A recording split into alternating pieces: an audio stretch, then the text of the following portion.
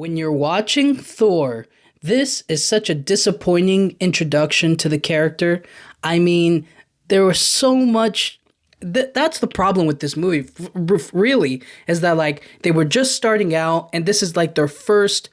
This is the first space thing that they're kind of doing with the Marvel movies. Like they're introducing the whole cosmic element of like outer space and something else being out there and then bringing it to Earth. Like there were so many things that they were trying to juggle. It was trying to show us Asgard and then show us Earth, except they don't show us Asgard and they don't really show the best parts of Earth, just kind of like the middle of nowhere, which is fine, you know what I mean? There's nothing wrong with that. It's just, and the grand total of like, when I think about being introduced to to a character, I expect to see like a lot of who they are and stuff like that. And I feel like this one does quick work of introduction of worst parts of themselves. Like at the beginning of the movie, we're introduced to we're kind of just shown who Thor is, right? We're shown that he is a champion. He is loved and adored by his peers in Asgard, and he is going to be crowned the new king. And I think that's cool, but I would also there are things in here that feel half finished, right? Like yes, I want to see him at his coronation day or like he's about to become king. He's about to be announced as king by Odin. And I'm excited to see that. And then it gets disrupted, you know what I mean? But I want to see that. And I also want to see him. I want to see him become a part of the community. See what he's actually doing to become king, you know what I mean? And you don't see any of that. You don't see his connection with the people of Asgard. You don't see him working with or anything like that. You just see him fight, champion, strong, son to Odin. Right? Like that's all you really see. You don't get any additional meat on the bones. You know what I'm saying? Like there's meat on the bones, but you need more, right? In order to tell it properly. And I think what they did back then was just that like, okay, we have to make it space, and then we have to make him go to Earth, and then we have to get him to try to become worthy again. And then once he becomes worthy again, then he can go back to Asgard. And it just felt like a big back and forth. And there were a lot of, again, this was just the introduction to him, you know what I mean? But in order for me to believe in space and in Asgard and in this character, I feel like I really need to see all aspects of who he is. Just like we were shown Tony Stark's, you know what I mean? He wasn't just like this evil guy selling weapons, right? He was also charming and very smart and very capable, right? He was like a ladies' man, you know what I'm saying? He was capable of forming relationships, and he's a lot different in that aspect. Like we get to see his full change, you know what I'm saying? It also helps when he's brought down to his lowest point with a arc reactor in his chest and, you know, him being trapped in a cave and having to fight his way out. And in this movie, it isn't necessarily a fight to get out. It's more so like trying to become worthy. That's kind of like, how do you be a good man, or how do you know what I mean, refine yourself, I guess. That, you know, I feel like there were just so many things about the movie that I liked. Like I liked the action choreography. I thought it was really good. I liked the way that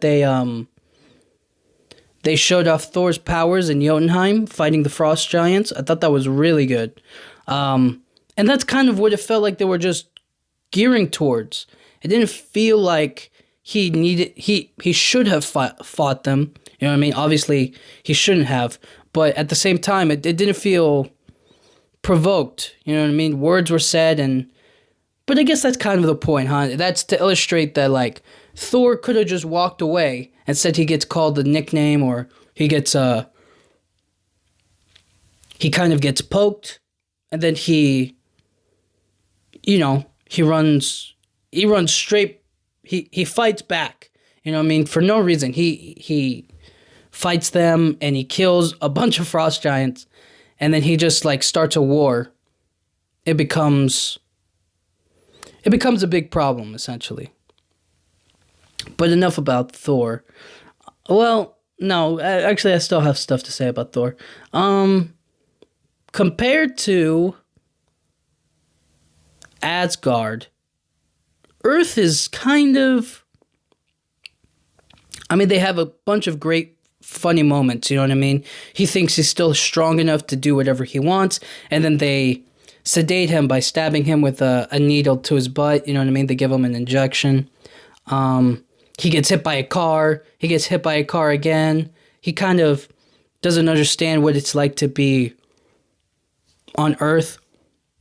Like, a good moment is when he's like eating waffles and stuff, and then they take him to a diner and he's eating waffles, and then they give him coffee and he's like, this drink, I like it, another, and then he smashes the glass on the ground. Like, that's a fun way of showing, you know what I mean, obviously that like he's different, you know what I mean, he's not like everybody else. It's funny. And also when he goes to the pet store and he's like, I need a horse, and they're like, we don't have any horses here. He's like, we have dogs, cats, and birds. And he's like, okay, well, give me one of those things big enough to ride. And then they get out of there. Anyways, my point being is that, like, they play around a lot with, like, oh, he's an alien. Like, he looks human, but he's an alien. He's not from Earth, you know what I mean? And then they play around with they just have little tidbits, little fun of it. But I would really say, I think my favorite scene with Thor is when Loki comes to visit him on Earth and lie to him, essentially. I think that he just failed to pick up Mjolnir. He's taken by S.H.I.E.L.D., and Thor is kind of just broken. He feels defeated, and then he has this talk with Loki, and then it feels like everything around him is crumbling. So it's really difficult to see it.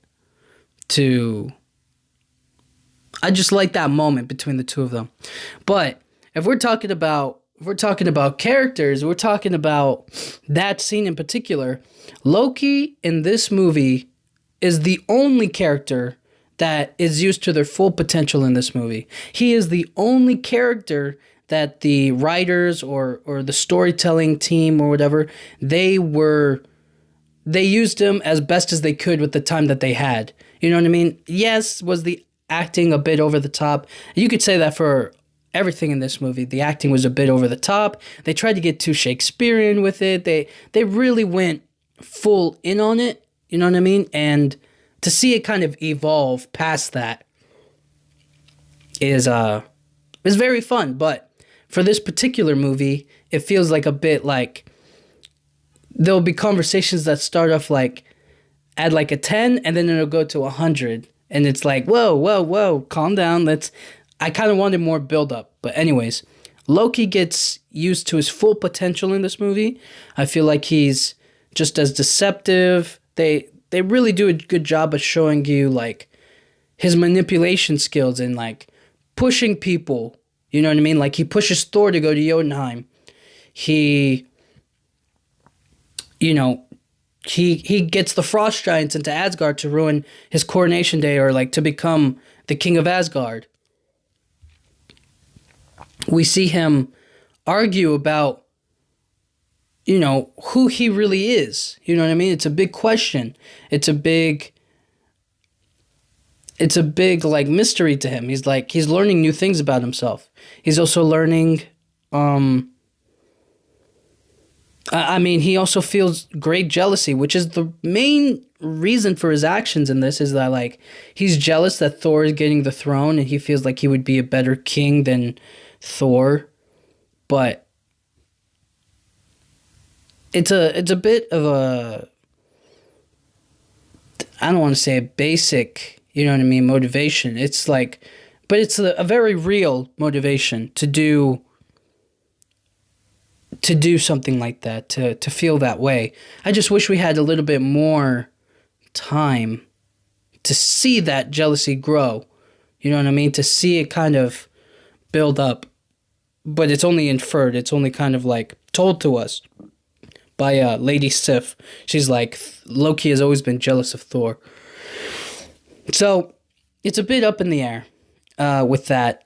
But I do feel like throughout the whole movie, he does what Loki's supposed to do. He plays a good antagonist. He plays a good villain in this movie. And I definitely like the moments between him and basically any character in this movie. I mean, whenever he comes up on screen, it's always a great scene. It's like probably my favorite scene to see him with, talking to Lady Sif and the Warriors 3 and telling them that he's the new king now, or like the sitting king because Odin went to sleep.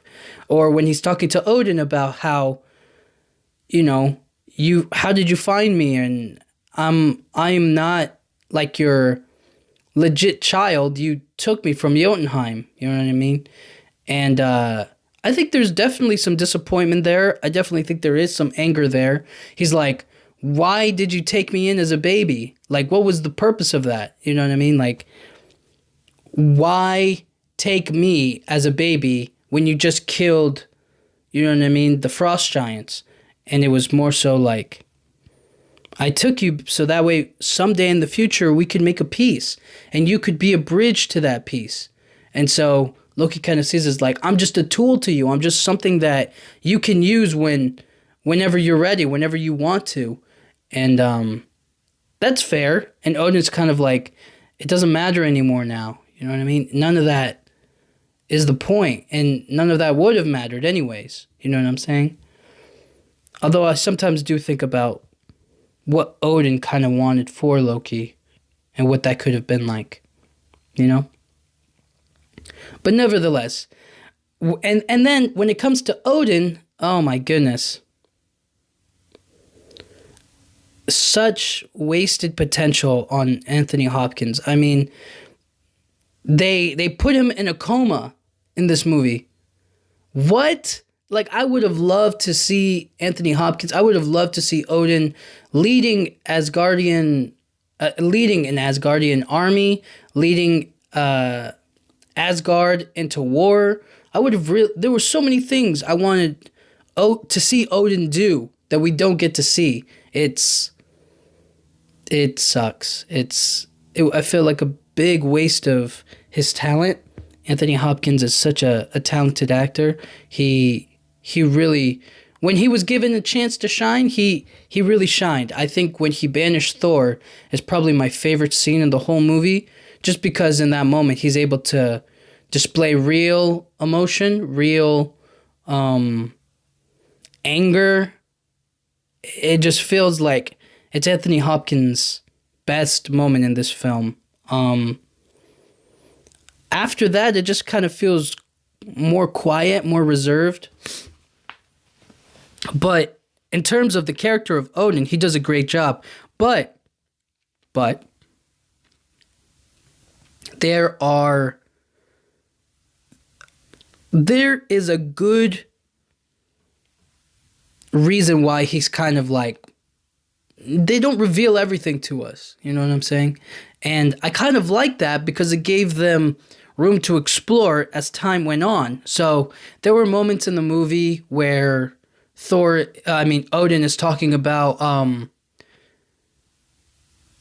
he's talking to Thor, or he's talking about like, my firstborn, you know what I mean? Thor, Odin's son, my firstborn. And then like, obviously thinking about like what happens next in the Thor trilogy, or like in the Thor franchise, in the Thor movies, we kind of see that like we kind of learned that we're not getting the full story. We're not given the full truth, and that he's keeping secrets within.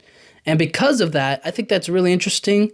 I like that they kept it a bit ambiguous. If they, right off the bat, if Thor was, I mean, if Odin kind of revealed everything and was all kind of like out there, it wouldn't feel like they would have anywhere to go. So they kept it short and sweet, and that way they could focus on maybe other things, you know what I mean? In this particular movie, they focused on making Thor human, or making him worthy again, making him capable of caring for people, you know what I mean?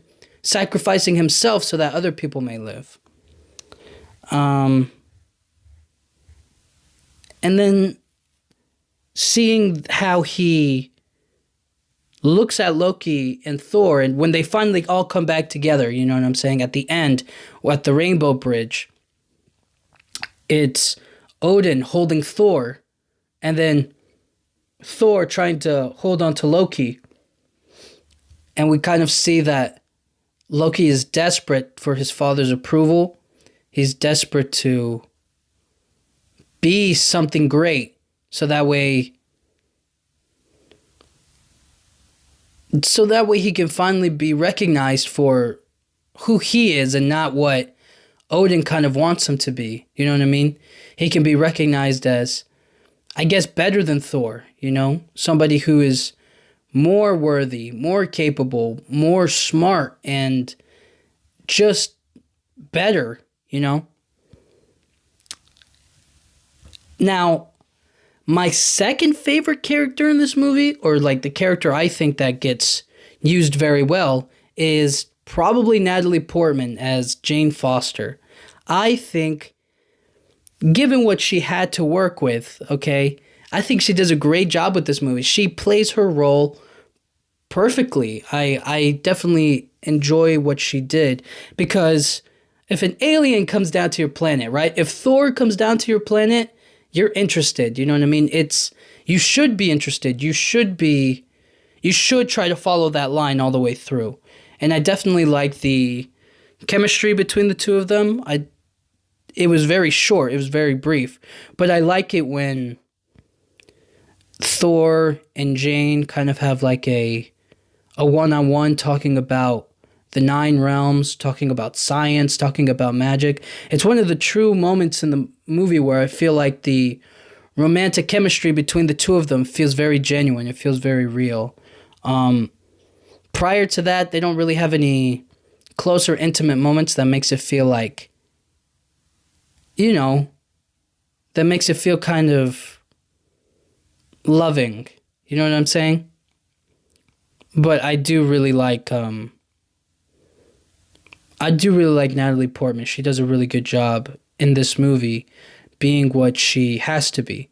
She's a scientist, and she's trying to study the weather patterns, or study astronomy to learn about space, to learn about what else is out there. You know what I'm saying? And it's because of her work. It's because she's so smart. It's because she's so good at this that, you know, I think it would be really amazing to see where she goes, or to know that you're right. You know what I mean? Like, for you to be studying research, and then for you to like wake up or kind of be like, yeah, this is all real. You know what I mean? It's a learning opportunity, really. And I like that they make Jane Foster kind of she's us, right? We're all learning about space, and that Thor is from another planet. Like, that's a big deal. How do they travel between the planets? How did he get to the planet? Like, it just opens a bunch of questions, and it helps us to learn it. But the big problem with that is that we get told it, we don't get shown it. You know what I mean? We see the Bifrost, you know what I mean? We see him get banished to Earth, but we don't really see what's it called? We don't really get to watch her experience it or to be a part of it yet. You know what I'm saying? But so far, it is it was good seeing her, and I also like Eric Selvig and Darcy. I think they were all very fun additions to this story, and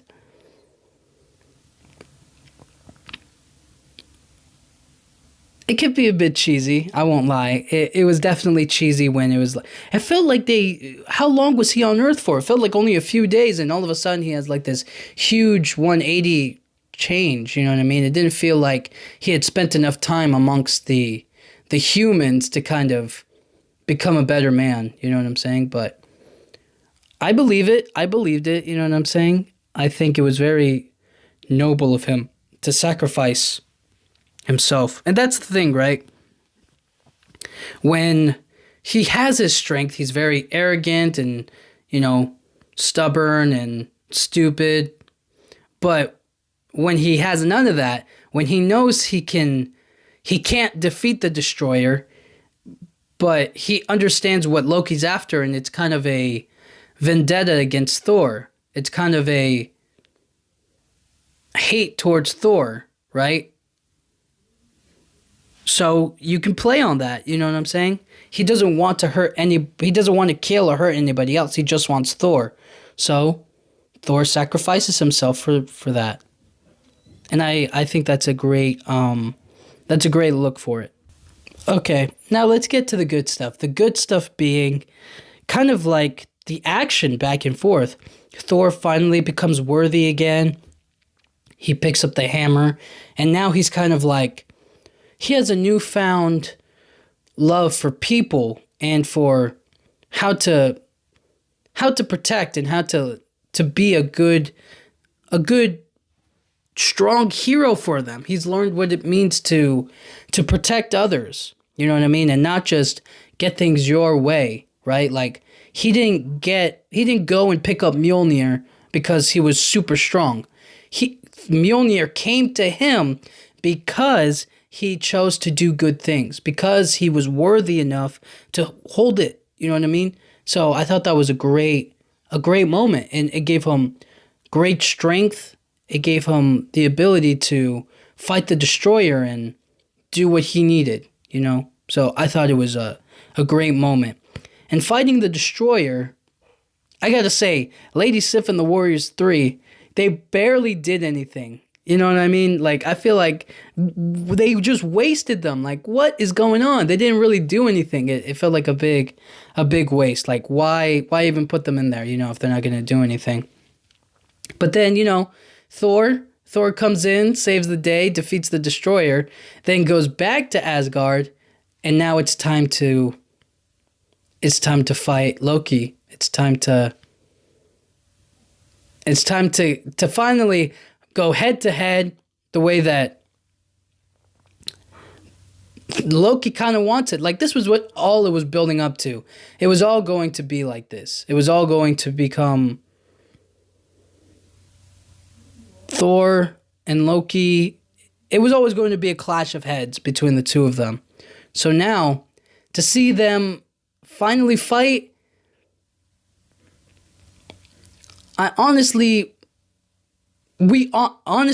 it deserved to be better, that fight. It felt very direct and very slow. It didn't feel as high energy or high paced as I would expect it should be, but it wasn't. Let me see, what else is there? I also really like the choice that Thor destroyed the Rainbow Bridge. That was a very... those are consequences, right? Like, this is what Loki has done. This is what Loki is doing. I have to save Jotunheim. I have to protect those people. I have to protect Asgard and who we are. Then I'm going to destroy the Rainbow Bridge, and that means having to give up Jane and any promises that I've made, but it has to be done. And I like that. I like that part of the fight. I also really like It's funny. People always reference like Loki on his spear because he kind of like does like a pole dancing move, and they're like, man, he could be a great stripper. I think that's funny. And when I saw it, I was like, that's the moment. Just that one move was enough to make the whole thing. But you know, it is what it is. What else is there?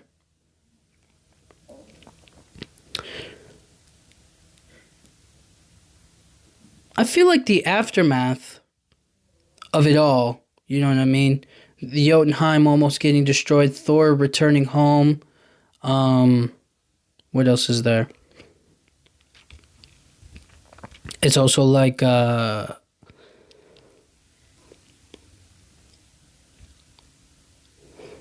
morning of Loki, like Loki kind of like goes out into space. We don't technically see him die, but he dies, right? Like is that what it's supposed to be? He's dead.